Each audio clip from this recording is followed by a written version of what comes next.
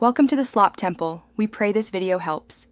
In this video, I will show how to make quesadillas de chorizo. First, gather your ingredients. About 1/2 pound of fresh chorizo, 8 small flour tortillas, and 1 cup of shredded Monterey Jack cheese. You will also need a skillet or griddle, a spatula, and a cutting board. Make sure your chorizo is fresh and your cheese is shredded for best results. Having everything ready before you start cooking makes the process much smoother and more enjoyable. Now, let's cook the chorizo. Place about 1/2 pound of fresh chorizo in a skillet over medium heat.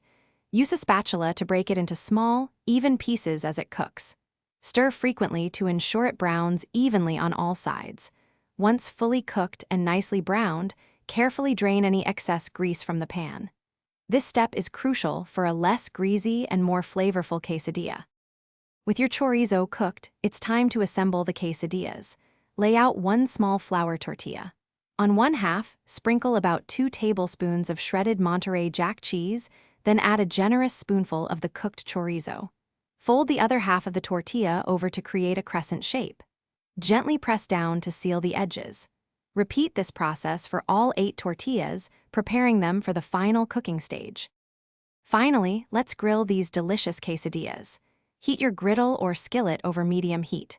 Place the folded quesadillas on the hot surface and cook for about 2 to 3 minutes per side, or until golden brown and the cheese is melted and bubbly.